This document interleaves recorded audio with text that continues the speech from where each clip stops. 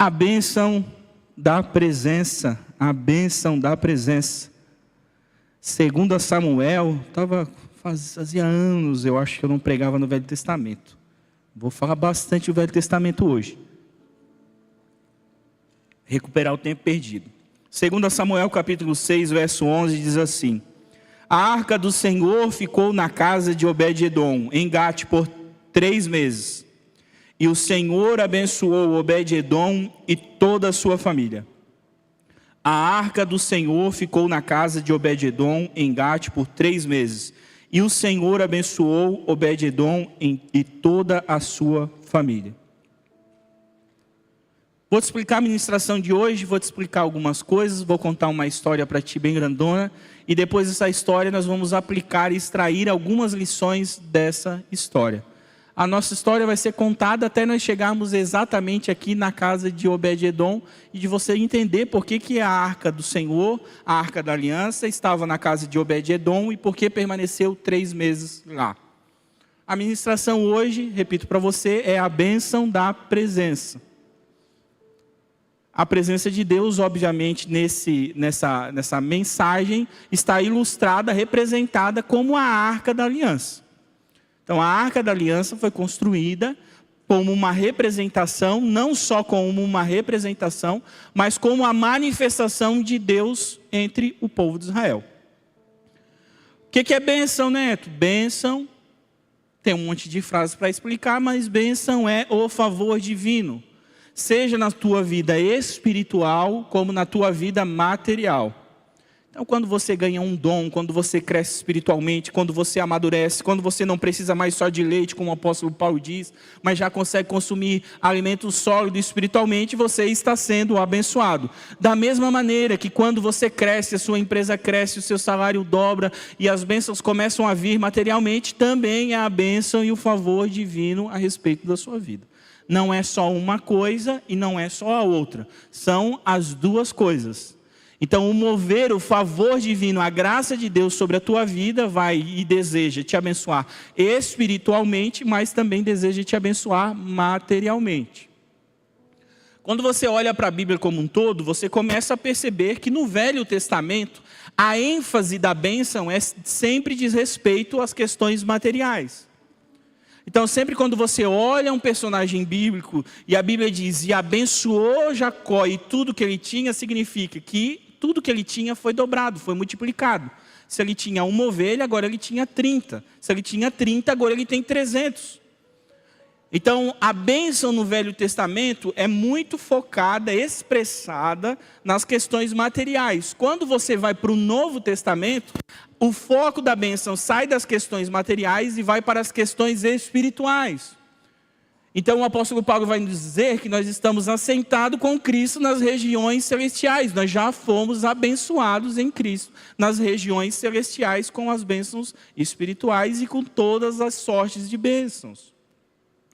Só que nós temos a Bíblia completa, certo? Nós temos o velho e nós temos o novo. Nós não temos só o novo e nós não temos só o velho. Nós temos o velho e o novo. Os judeus têm só o velho.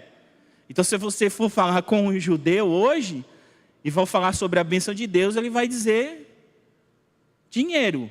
E é bem difícil você achar um judeu pobre, né? Muito difícil você achar um judeu pobre, porque os judeus são por aí, que vêm para cá e que vai para os Estados Unidos, são tudo ricos. Porque eles vivem essa verdade, mas infelizmente só um lado dessa verdade. Só o lado do Velho Testamento. Mas pela graciosidade de Deus, nós temos os dois lados. Bênção é o favor divino, seja na tua espiritualidade, seja nas coisas materiais da sua vida. A Arca da Aliança é a representação no Velho Testamento da presença de Deus. Então agora vamos entrar no contexto bíblico dessa passagem para que você compreenda as coisas e depois possa extrair as lições a respeito da história. Imagina o povo de Israel, 1,5 milhão de pessoas provavelmente, saindo do Mar Vermelho, Deus afogando os exércitos de Faraó no Mar Vermelho e o povo saindo, entrando no deserto do Sinai e chegando até o monte, a cordilheira de montes chamada Sinai. O Horebe, né? O Sinai, o monte de Deus. Então tinha uma cadeia montanhosa lá e tinha um deserto perto dessa cadeia. E o povo de Israel saindo do Egito, Nessa viagem, provavelmente, dá uns 3 meses até esse Sinai. Quando chega desse Sinai, permanece pelo menos 1 ano. Então, o povo está aqui, tem a montanha ali, tem o Monte Sinai ali, tem o deserto aqui, o povo está acampado. E nesse momento, Deus começa a falar com o povo. Nesse falar com o povo, Deus chama Moisés para o monte fumega, Deus diz, ninguém toca ao redor desse monte, fica todo mundo bem ligado. O Senhor desce, fala com Moisés, dá 2 tábuas com os 10 mandamentos. Quando Moisés desce esse monte, começa a ouvir um alarido, um barulho. O Josué que estava do lado dele pensa que era um barulho bom, mas Moisés diz, esse não é um barulho bom, porque quando ele desce, o povo, ele demorou 40 dias lá em cima do monte, quando ele desce, o povo já estava adorando um bezerro de ouro, que era um deus do Egito que eles tinham aprendido lá. Moisés fica bravo, renegado, quebra as tábuas que Deus tinha dado para ele, que Deus tinha escrito pelo dedo dele mesmo. Moisés quebra as 2 tábuas, derrete o bezerro de ouro, bota um pouquinho de ouro na água e faz a galera tomar um pouquinho de ouro para ver o que é bom para tosse. Ainda bem que a gente não precisa fazer isso, né? E um bocado de gente também morre nesse inteirinho, nesse negócio. Moisés vai ter que voltar, aí agora Deus diz para ele, agora tu quebrou essas tábuas aí, agora tu vai lá e vai lavrar na pedra as tábuas e traz a pedra aqui que eu vou escrever. Mas tu que vai passar trabalho de fazer essas pedras. Moisés passa o trabalho, volta para o monte e ali Deus começa a dar não só os mandamentos, mas como as instruções para o povo. Entre essas instruções estão, você vai construir um tabernáculo. E cada detalhe desse tabernáculo, ele é direcionado por Deus. Cada detalhe do tabernáculo, o santo dos santos, o pátio, todos os lugares, os 3 lugares são direcionados por Deus em cada detalhe de cada material que precisava ser feito. Deus dá a planta desse tabernáculo. Por que essas coisas, Neto? E por que eu deveria me importar com isso? Primeiro, porque é a palavra de Deus. Segundo, porque Hebreus diz que tudo o que foi escrito, Paulo diz que tudo foi escrito para o nosso ensino foi escrito. Terceiro, porque as coisas que Deus faz aqui são reflexos das coisas lá de cima. Todas as coisas que Deus mandava o povo de Israel fazer eram reflexo de onde Deus morava. Então você vai começar a compreender que lá no céu de Deus, onde Deus está, existe um templo, existe um trono, existe um rio que flui por meio desse trono, e todas essas coisas Deus mandou serem produzidas para que eles vissem, tivessem a ciência didática de olhar essas coisas e ter algum ensinamento. Mas ok, Moisés então chama Bezaliel, Deus enche o Bezaliel do Espírito Santo, ele constrói uma caixa de 1,25 m de largura, pequena, com madeira, cobre tudo com ouro por baixo e por cima, a madeira não aparece mais, coloca uma tampa, coloca 2 querubins em cima, e em cima desses querubins é onde Deus manifestava a sua presença. E essa arca deveria ficar no Santo dos Santos. Dentro dela tinha o que, irmão? Você que frequentou a escola dominical, as 2 tábuas da lei, um potinho com maná que caiu do céu e a vara que floresceu de Arão. A palavra, Jesus e o Espírito Santo. Várias representações e tipologias. Então a arca é feita no deserto e ela simboliza a presença de Deus. Por quê? Porque o povo, quando Moisés desceu, a Bíblia diz que o rosto dele brilhava. Porque Moisés falava face a face com Deus. O próprio Deus deu testemunho disso. E quando ele desceu, o povo ficou com medo. O povo falou assim, O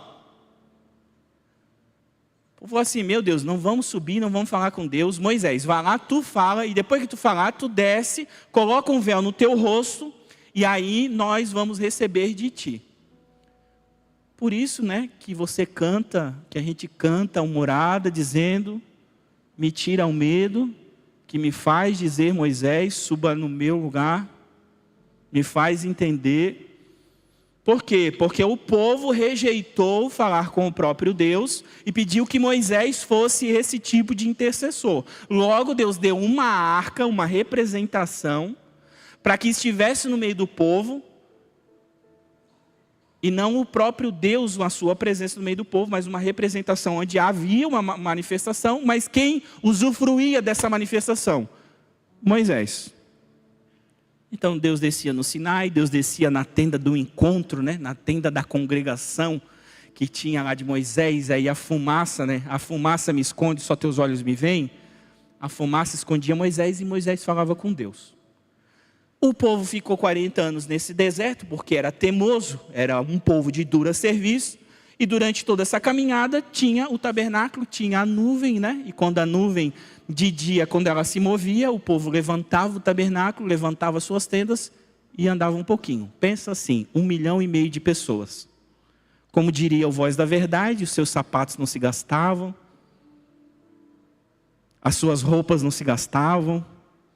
Viveram muito milagre no deserto, no projeto do deserto. Essa só o Ged vai pegar, essa referência. Ou alguns irmãos aí velhos na fé.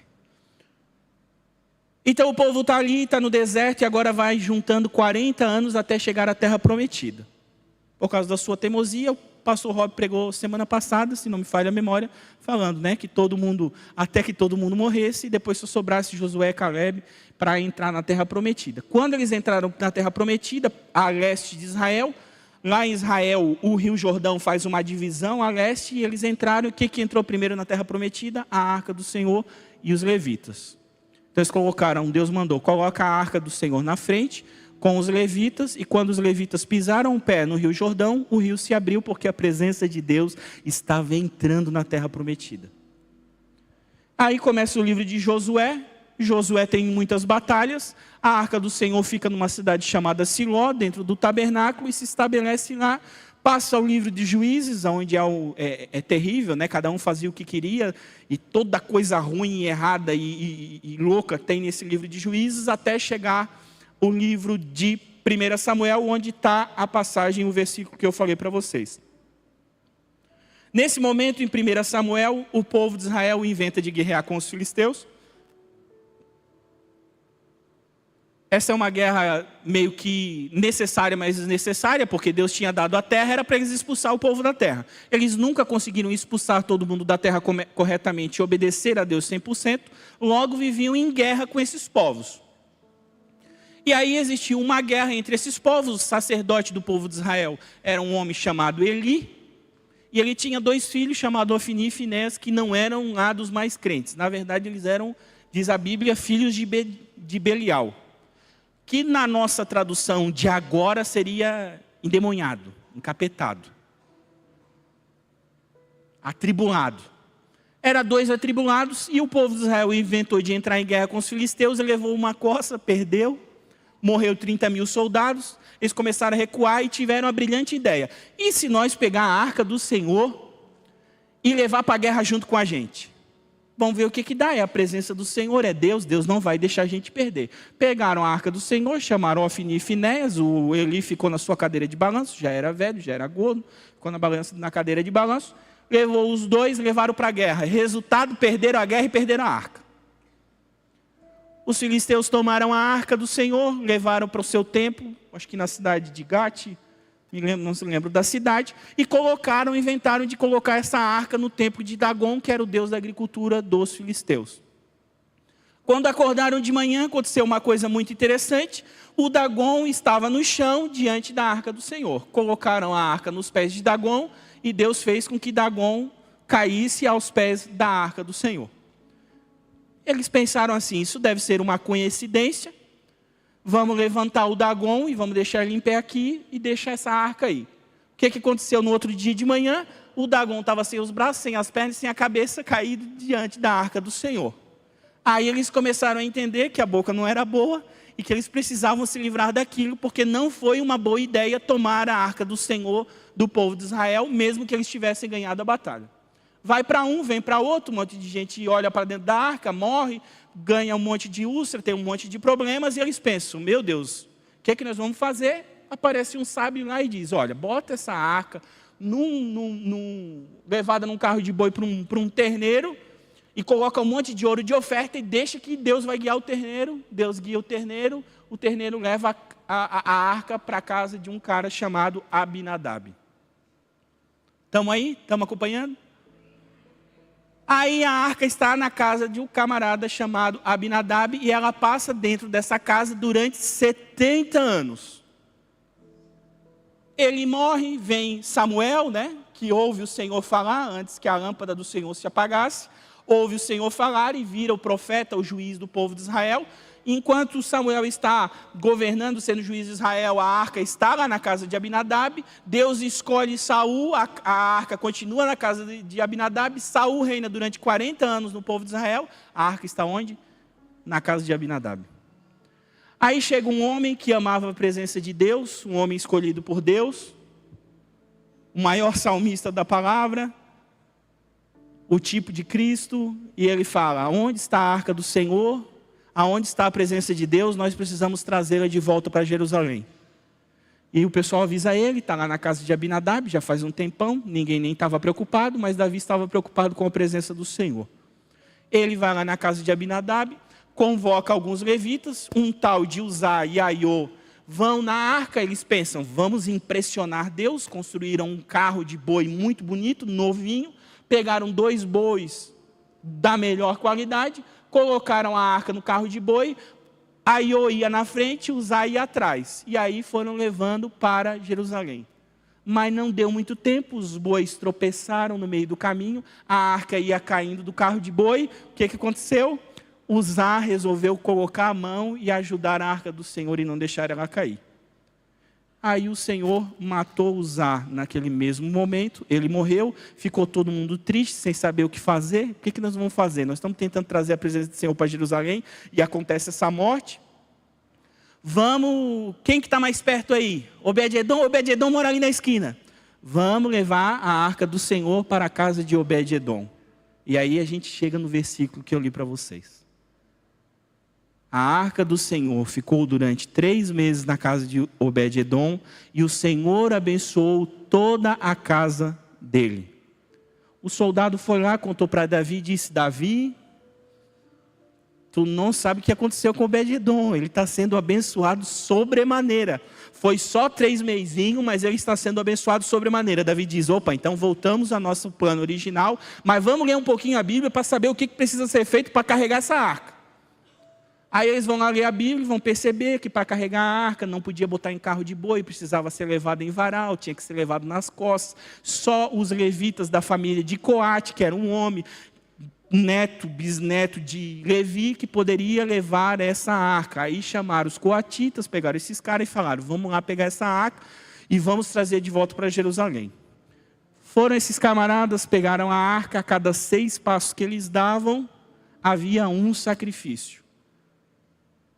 E foram indo, e Davi trouxe até Jerusalém. Em Jerusalém, Davi estava dançando, celebrando, se alegrando, e acontece aquilo que você que lê a Bíblia ou que escuta a pregação já sabe.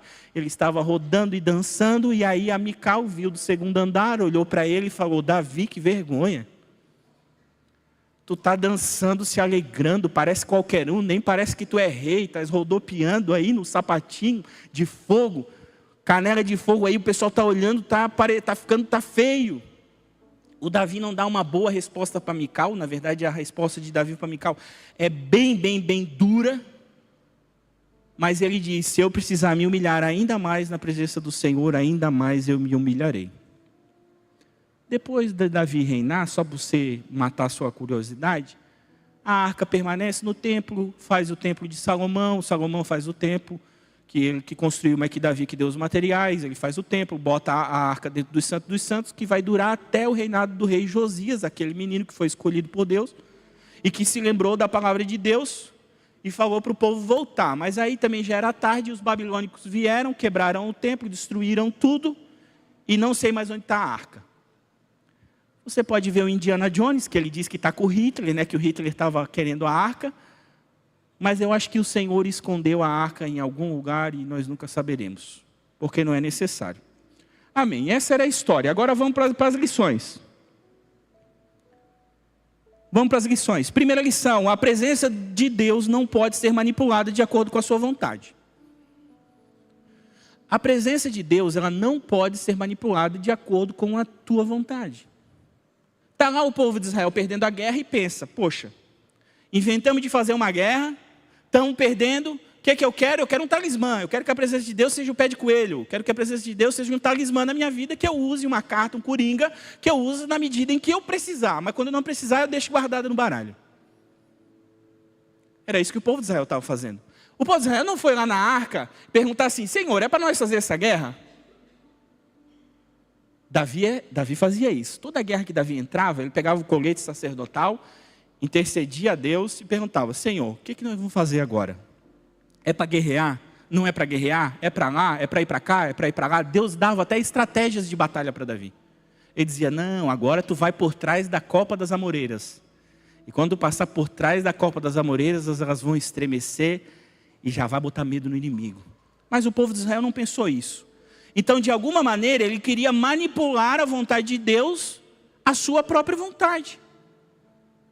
Só que Deus não é influenciável, Deus não é suscetível. Deus não é um ser sentimental, ele tem os seus sentimentos, né? Ele não é assentimental, mas ele é sensível, mas ele não se move igual nós assim, porque estou sentindo uma coisa, eu vou para cá, estou sentindo outra coisa, eu vou para lá. Então nós não podemos manipular Deus, nós não podemos exigir de Deus, nós não podemos, né, falar coisas para Deus, para a presença de Deus dessa maneira. Por quê? Porque as coisas vão dar errado.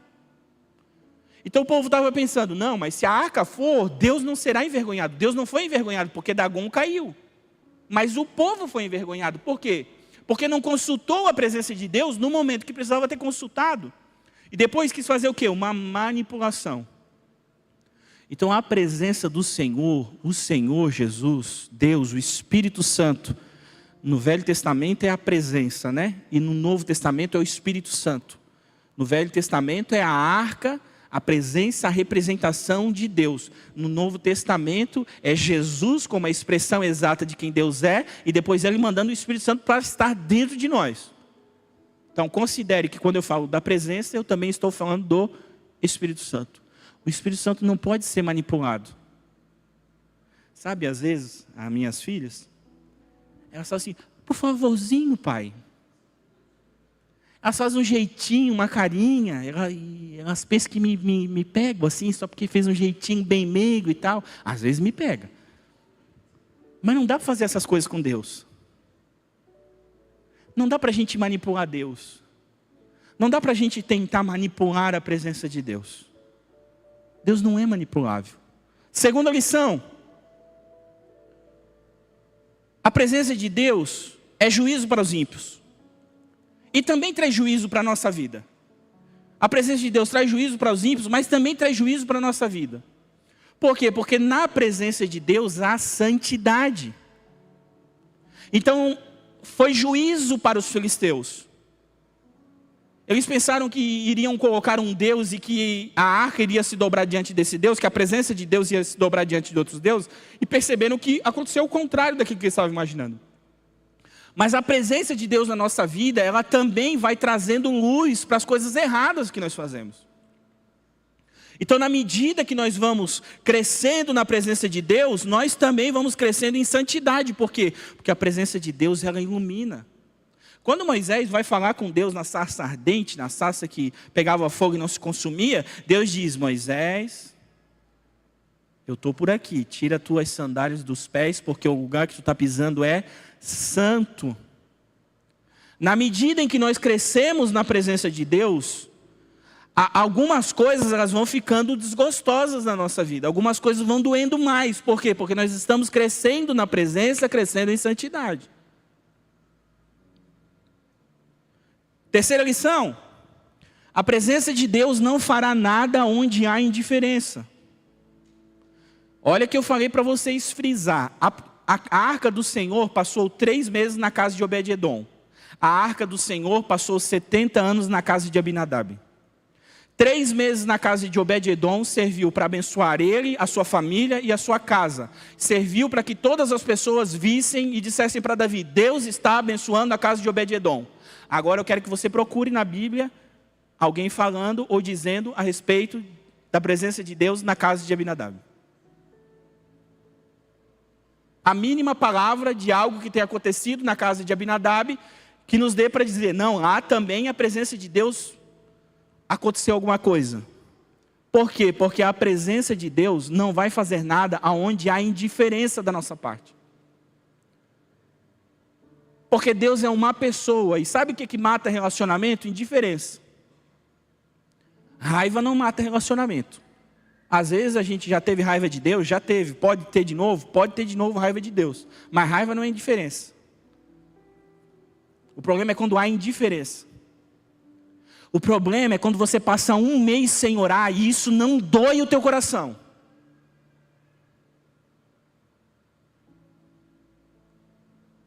O problema é quando as coisas assim, você não está mais sensível.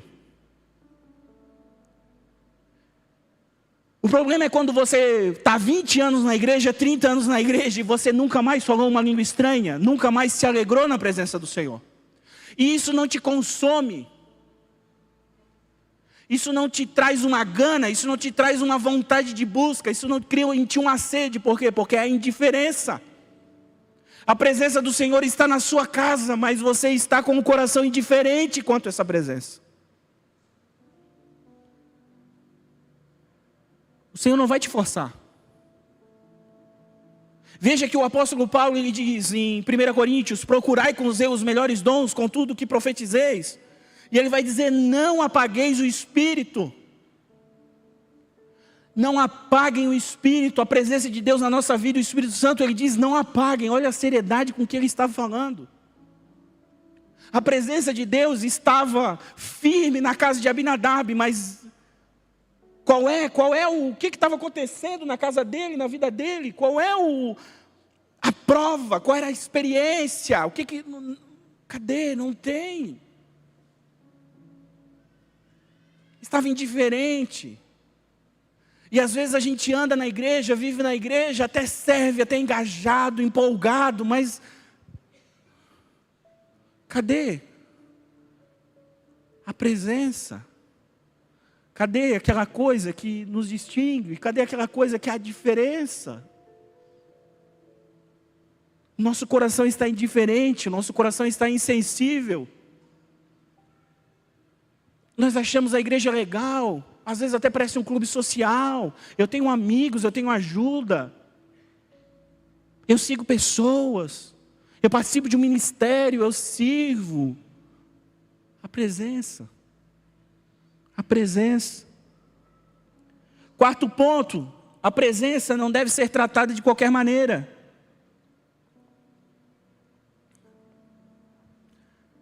Não era para botar em cima de um carro de boi. Mesmo que fosse novo.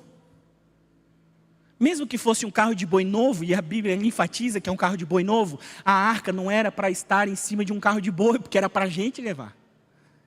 Não dava para terceirizar. Não dá para terceirizar, não dá para você pensar assim, o pastor Rob e a pastora Cris que carreguem a presença de Deus, e nós vamos tudo de trás. Não, irmão. Não. A presença de Deus está à nossa disposição, disponível para nós precisamos carregar. Só que ela não pode ser tratada de qualquer maneira. Nós precisamos buscar a palavra de Deus, nós precisamos entender a palavra de Deus, nós precisamos viver, comer a palavra de Deus. O profeta Oséias diz, o meu povo, ele perece porque lhe falta conhecimento. O que Uzá foi fazer ao colocar a mão naquela arca? Não podia, irmão, ele tinha que saber. Ele era obrigado a saber pela posição que ele ocupava. Isso não foi um simples erro. Isso não era um simples erro de Uzá que não compreendia as coisas como elas deveriam. Não, aquilo era um levita. Ele era um homem escolhido para aquilo, ele tinha que ler a palavra e ele tinha que saber que aquilo não poderia ser daquele jeito. Então a presença do Senhor, irmão, nós precisamos ter um carinho, nós precisamos ter uma seriedade, nós precisamos ter um cuidado, nós precisamos ler a palavra de Deus para compreender. Irmão, Jesus passou nessa terra e aqueles que se diziam emissários de Deus não conheceram o Deus vivo que estava passando na frente deles. Os fariseus olharam para Jesus e não compreenderam que aquele era Deus. E às vezes Deus está passando do nosso lado e nós não estamos compreendendo. A presença está na nossa casa, mas a nossa falta de sensibilidade, a nossa indiferença não está deixando a gente usufruir da presença do Senhor. Quinto ponto. A presença traz a bênção, mas a bênção não significa a presença. Veja bem, existe uma passagem na Bíblia, nos Evangelhos, do jovem rico. O autor diz que Jesus amou aquele jovem. E ele não só amou, é muito interessante, porque ele dá a oportunidade para aquele jovem de segui-lo. E aquele jovem era um jovem que conhecia a Bíblia, conhecia a palavra. E ele chega para Jesus exatamente falando sobre a palavra. Só que Jesus contrapõe ele, porque naquele momento Jesus não estava só contrapondo o jovem rico, ele estava alinhando as expectativas de todo mundo. Jesus estava resolvendo o dilema entre o Velho Testamento e as bênçãos materiais e o Novo Testamento e as bênçãos espirituais. Porque quando Jesus fala com ele, Jesus conhece o coração dele, e conhecendo o coração dele, toca no Deus que ele adorava. Então vai e vende tudo que tu tens e dá aos pobres, e então segue-me e terás um grande tesouro. Tem gente que pensa assim, então eu só vou ter mais de Deus se eu vender tudo que tem e dou aos pobres, se eu virar pobre. Não, irmão, tu não é franciscano. Pelo amor de Deus. Já tem uma ordem que foi criada durante a igreja, porque um dia o Francisco entrou na igreja e viu a pregação do jovem rico, e leu a pregação do jovem rico e pensou, vou vender tudo que eu tenho, vou fazer um voto de pobreza e vou virar pobre o resto da vida, porque assim eu vou ter a presença de Deus. E aí ele fez a ordem franciscana. Como é que é o nome do Papa hoje? Por que é Francisco? Porque ele é da ordem franciscana e fez voto de pobreza. Mas Deus nunca nos chamou para fazer voto de pobreza. Então quando Jesus está dialogando com o jovem, ele faz uma coisa que estremece o coração dos discípulos, porque ele diz assim, quando o jovem sai, cabisbaixo e decepcionado com Jesus, ele fala assim, meu Deus, como é difícil um rico entrar no reino dos céus. Os discípulos ficam atônitos, por quê? Porque no coração dos discípulos, e em tudo que eles tinham aprendido, o Velho Testamento era o lugar das bênçãos materiais. E tinha chegado um jovem rico e que conhecia a palavra. Para os discípulos, aquele era a perfeição de um crente. Aquele era o crente perfeito. Quando Jesus chega e diz para eles que é difícil um rico entrar no reino dos céus, eles falam, meu Deus, então nós estamos tudo ferrado. Porque nós somos pobres e deixamos tudo. Se o rico que representa a bênção de Deus não vai entrar no céu, quem dirá nós que somos pobres, que era pescador, que largamos tudo para seguir Jesus? E aí Jesus responde para eles, não, mas o que é impossível ao homem é possível para Deus. Mas peraí então. Então também é difícil o pobre entrar no reino de Deus, porque o pobre não vai entrar no reino de Deus só porque é pobre. Ele vai precisar da intervenção de Deus, para que o pobre nasça de novo, assim como o rico nasce de novo. Então Jesus não estava fazendo apologia à pobreza, como se fosse na pobreza que tu fosse encontrar Deus. Mas ele estava equiparando as bênçãos e mostrando que ele estava trazendo uma bênção que é muito maior. Mas ele não queria anular aquela. E aí Pedro, afoito, pergunta, mas Jesus, o que vai ser de nós? Aí Jesus diz, Pedro, vocês vão ganhar 100 vezes mais aqui e ainda assim vão ganhar vida eterna. Então Jesus não disse para eles assim, Pedro, vocês têm que ser pobre, porque só sendo pobre é que as coisas vão dar certo. Não. Jesus disse, vocês vão ganhar 100 vezes mais aqui. E ainda digo para você, tem mais uma boa notícia, vocês ainda têm a vida eterna. O jovem rico veio pedindo a vida eterna. E Jesus deu a vida eterna aqui. Então Jesus estava resolvendo o dilema das bênçãos e mostrando para nós que não é só bênção espiritual, mas também não é só bênção material. Todas elas são bênçãos do Senhor. Então não adianta eu fazer um voto de pobreza para alcançar o Senhor. Quando você olha para a história da igreja, agora eu digo da igreja brasileira, você percebe que por um tempo a igreja foi muito forte, e ela permeou muito rápido e forte as camadas sociais mais pobres da sociedade. Porque pobre já tem a vida muito difícil. Então se você fala que Jesus vai resolver os problemas dele, é rapidinho. Então quando a igreja entra na favela, ela converte até o traficante. Apesar que tem uns traficantes que dizem que é crente, que mata o cara se ele não der o dízimo. Complicado.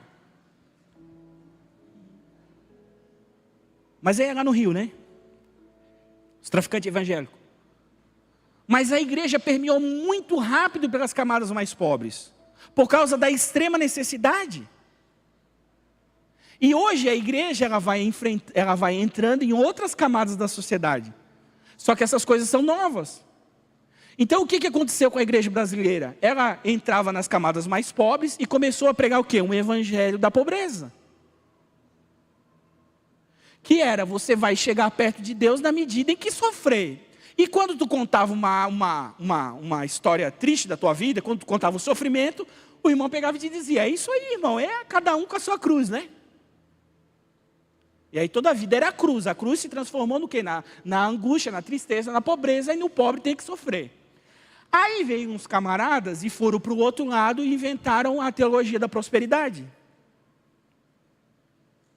Aí na teologia da prosperidade é assim, ó, se tu não está rico ainda é porque tu está em pecado.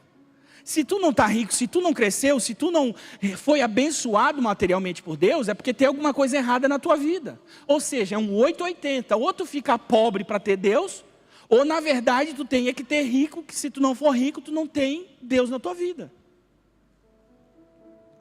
Aí quando a gente vem na igreja aqui e fala sobre prosperidade, alguns sentem assim, as pessoas que são mais antigas de igreja, às vezes elas se sentem chacoalhadas. Porque não há um discernimento e uma compreensão. E porque elas às vezes foram da pobreza para a teologia da prosperidade. E aí dá uma confusão no coração. E a pessoa pensa, meu Deus, mas eu vou ser pobre ou vou ser rico? É para mim ser rico ou ser pobre? Porque a irmã do círculo de oração, que era bem simplesinha, que a igreja ajudava com um sacolão todo mês, porque senão ela não tinha o que comer, aquela mulher cheia do Espírito Santo. Aquela mulher, tu abria o portãozinho, ela já sabia que tu estava ali. Cada 2 palavras, uma era profecia.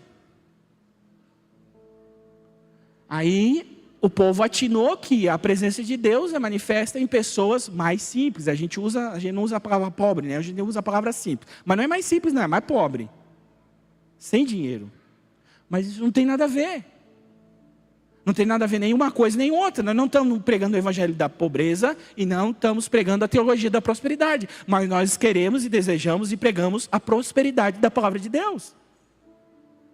Deus abençoou a casa de Obed-Edom. Deus abençoou a casa de Obed-Edom. Isso significa, Neto, que vai todo mundo ficar rico? Não, irmão, não vai ficar todo mundo rico. Infelizmente ainda não. Não vai ficar. Por causa do nosso contexto de vida, o mundo é injusto, tem pecado por tudo quanto é lado. O mundo é sabotado pelo pecado. O mundo é injusto. Não é uma impossibilidade das coisas, mas o pecado e o diabo não deseja que a gente fique todos ricos. Mas o Senhor tem bênção para me dar? Tem. Ele deu um talento para um, deu 2 talentos para outro, deu 5 talentos para outro. Talento, irmão, não é habilidade. Talento é money, dinheiro, ouro. O Senhor deu um tanto de recursos para um tanto de recursos para outro, um tanto de recursos para outro. E ainda falou, vai e vai ganhar mais recursos. Só às vezes nos confronta, né? Porque às vezes a gente quer se desfazer do dinheiro pensando que se desfazendo das coisas que a gente tem, é aí que a gente vai encontrar Jesus. É aí que nós vamos encontrar a palavra de Deus, a presença de Deus, se nós nos desfazemos das coisas que nós temos. Porque será que gira uma indignidade religiosa dentro do nosso coração a respeito da riqueza?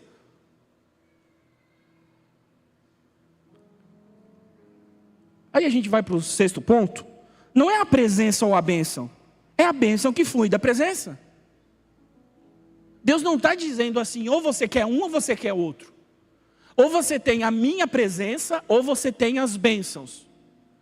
Não existe isso em lugar nenhum da palavra de Deus. Mas às vezes a nossa mente religiosa está tão contaminada que a gente quer chegar diante de Deus e dizer assim, eu não quero mais dinheiro, quero ser pobre. É que ter dinheiro também dá muito trabalho, tá? Muito trabalho, muita responsabilidade. Ter dinheiro é uma responsabilidade. Ser crente e ter dinheiro, irmão, é dupla responsabilidade. Porque o cara que ganhou 5 talentos, ele tem que ganhar mais 5, ele não tem que ganhar mais 1. O camarada que ganhou mais um talento, ele só tinha que ganhar mais 1 na maciota, na tranquilidade. Ter dinheiro para o crente é responsabilidade diante de Deus.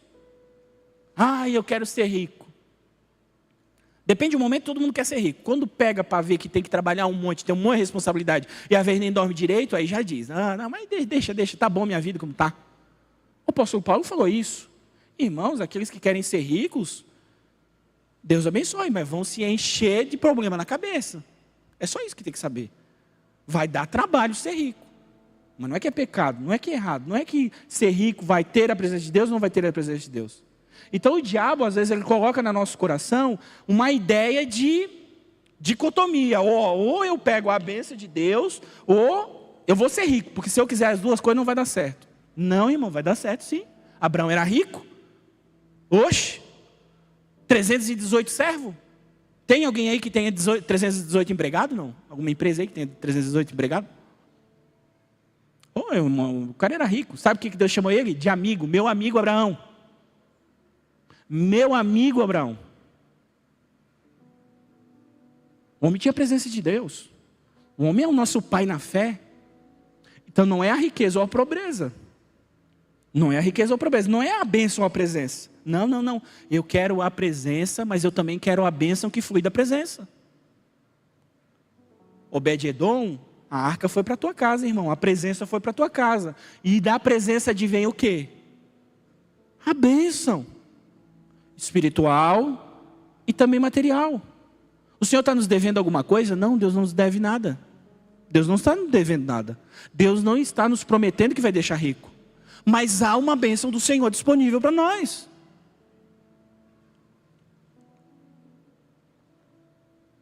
Estamos acabando. A presença deve ser celebrada. Irmão, Davi, quando você desejar se relacionar melhor com Deus, você precisa ler os Salmos e principalmente os Salmos de Davi. Davi é um homem que alcança um lugar de relação com Deus muito bom. Ele tem uma relação sincera com Deus, um coração sincero com Deus. E mesmo no erro, ele consegue achar sinceridade. Ele consegue dizer, meu Deus, os meus ossos estão definhando, enquanto eu guardei o meu pecado, mas quando eu confessei, eu encontrei misericórdia. Então ele é um homem que entende essa relação. E é um homem que sabia celebrar a presença de Deus. Então quando ele entra naquela cidade, e ele vê aquela arca, ele está dançando, ele não está se preocupando com nada, porque ele está celebrando, ele não está se preocupando se ele vai ser envergonhado ou qualquer coisa desse tipo. Ele está preocupado com a presença de Deus. Ele não está preocupado se ele vai falar uma língua estranha alta e alguém vai escutar e não vai entender. Ele não está preocupado se ele vai ter que chorar na frente de alguém. Ele não está preocupado se ele tem que sair rapidinho do escritório e ir para algum lugar mais reservado, porque o Senhor está chamando. Ele está preocupado em agradar a Deus. A presença de Deus precisa ser celebrada. Não há lugar para indiferença. 8º ponto. A presença de Deus está nessa casa e ela traz consigo uma bênção. A presença de Deus está na Igreja das Nações. A presença de Deus está nesse lugar. E essa presença gera para a nossa igreja uma bênção. Queira você queira ou não. A presença do Senhor gera nesse lugar uma bênção, uma unção, uma graça a respeito dessa casa. E nessa casa há uma manifestação dessa bênção e dessa presença diferente de outras igrejas. E essa é a bondade e a graciosidade de Deus. É sobre isso que o apóstolo Paulo fala quando ele fala da multiforme graça de Deus e quando ele fala da multiforme sabedoria de Deus. As muitas formas de Deus demonstrar a sua graça e a sua sabedoria. Então nós somos nações. Esse ponto aqui é para ficar no tema do mês.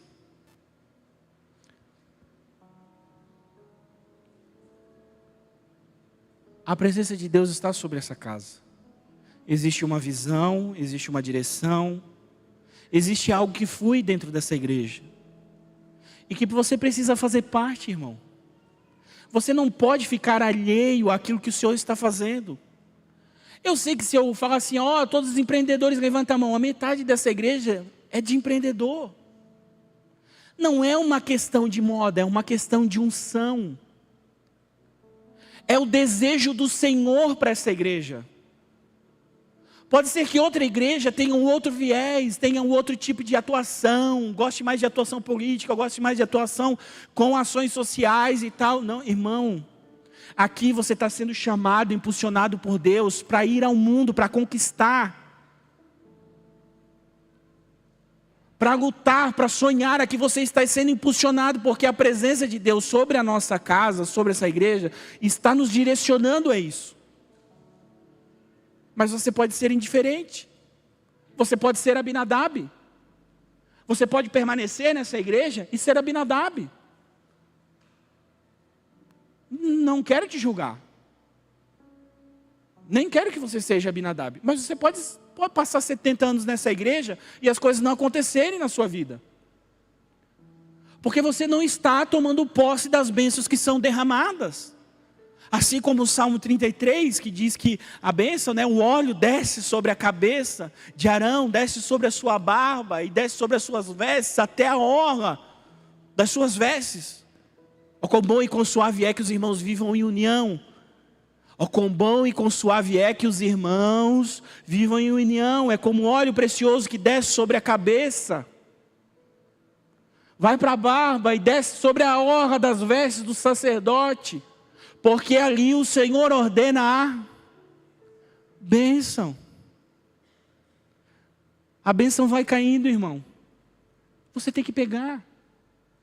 Não importa se você está na barba ou se você está na orla das vestes, você tem que tomar posse. Você não pode ser indiferente àquilo que a presença do Senhor manifesta sobre esse lugar. Você não pode deixar que o passado ou coisas anteriores façam você não usufruir daquilo que Deus tem para a tua vida. Nós precisamos desejar e querer tudo que o Senhor deseja para a nossa vida. Inclusive as coisas boas e extraordinárias. Eu sei que, como diz o pastor Elton, o ordinário é extraordinário. Mas Deus tem extraordinários para a nossa vida. Não é todo dia. Não é todo dia extraordinário. Não, tem dia que é ordinário mesmo. Tem que achar graça no ordinário, porque é lavar louça, é levantar, é trabalhar, é fazer hora extra, é tudo a mesma coisa. Mas o Senhor tem coisas extraordinárias. E se o Senhor deseja fazer o extraordinário na sua vida, só tem uma chance de não acontecer. Você dizer, não quero, você ser indiferente a essa presença. Ah, mas eu não preciso, Neto, eu não tenho essa vontade. Pois é, irmão, mas é exatamente isso que Jesus mandou tu botar na cruz, a tua vontade. Tem muita coisa extraordinária para nós viver que a gente não vive porque a gente diz, mas eu não tenho essa vontade. Por isso que não vive. Não crucificou a tua vontade com Cristo. A tua vontade não foi para a cruz. Irmão, é muito mais fácil a gente sofrer algumas coisas do que às vezes a gente usufruir de algumas coisas. Porque quando a gente sofre algumas coisas na vida, a gente não tem culpa. Mas quando a gente usufrui algumas coisas, a gente sente muita culpa. A gente sente muita indignidade. Eu não mereço. Eu nem queria, mas Deus me deu. Pô, irmão, comprou um carro zero. Glória a Deus, irmão. À vista ainda? Meu Deus, é para sapatear, irmão, à vista. Fosse parcelado já era para dar glória, mas aí comprasse à vista o carrinho, glória a Deus, irmão. Esse dia um menino me disse, eu estou comprando terreno. Caramba, que alegria, que felicidade, está tão difícil para a gente comprar uma terra. A bênção de Deus na nossa vida. Mas aí às vezes Deus quer nos abençoar e a gente fala assim, mas aí vou me sentir culpado. Aí vai parecer que eu não sou digno da bênção de Deus. Aí eu vou lá para o evangelho da pobreza. Daí eu vou pensar assim, sabe aquele testemunho da igreja antiga que o pessoal dizia assim, o irmão dava de bicicleta, ele dava carona para todo mundo. Daí Deus deu um carro, não deu mais carona para ninguém. Irmão, o sangue de Jesus tem poder, irmão, não existe mais isso aí. Não existe mais isso aí, até porque hoje pouca gente precisa de carona. Mas, irmão, nós não somos isso. Deus quer nos abençoar. Deus deseja nos abençoar. Deus deseja nos abençoar mais do que nós desejamos essa bênção. Porque Ele é um bom Pai. Último ponto. Music, come here. Please. Ai, Neto, que bobiça falar inglês. É modinha. Irmão, Jesus falava 3 línguas, irmão. Eu sei só umas palavrinhas em inglês. Jesus falava hebraico, aramaico e grego, irmão. Pelo amor de Deus, irmão, nós temos que crescer.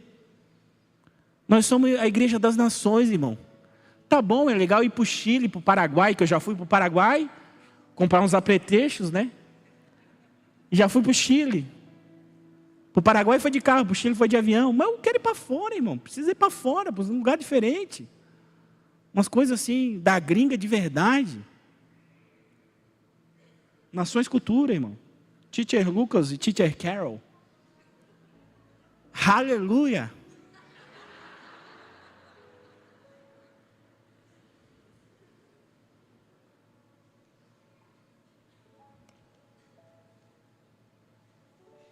Jesus é bom, irmão. Jesus é muito bom.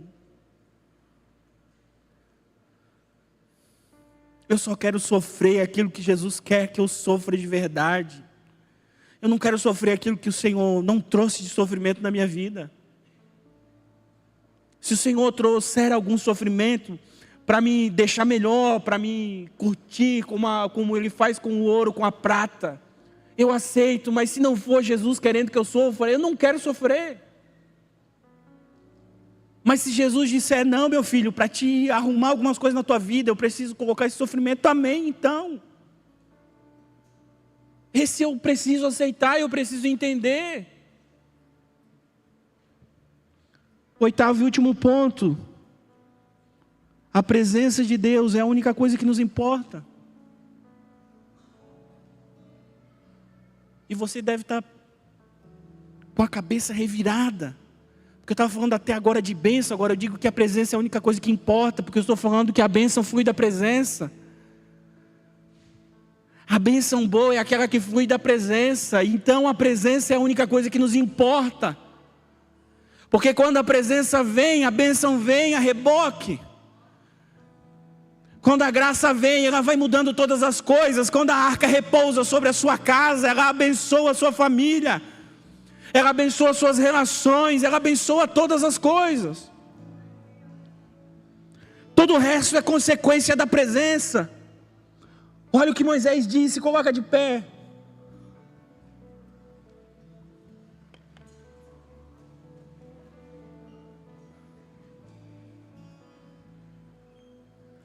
Moisés diz assim, Êxodo 33, então Moisés disse ao Senhor, tu me ordenaste, leva este povo, mas não disseste quem enviarias comigo. Declaraste, eu conheço pelo nome e me agrado de você. Se é verdade que te agradas de mim, permita-me conhecer teus caminhos, para que eu te conheça melhor e continue a contar com o teu favor. Lembra-te que esta nação é o teu povo. O Senhor respondeu, acompanharei você pessoalmente e lhe darei descanso. Então Moisés disse, se não nos acompanhares pessoalmente, não nos faça sair deste lugar. Se não nos acompanhares, como os outros saberão que meu povo e eu confiamos com teu favor, contamos com teu favor, pois é a tua presença em nosso meio que nos distingue, teu povo e eu de todos os outros povos da terra. Feche teus olhos. É a presença de Deus. Nada mais, é a presença de Deus. É tudo que nos importa, é a presença de Deus. É a graça, é a unção.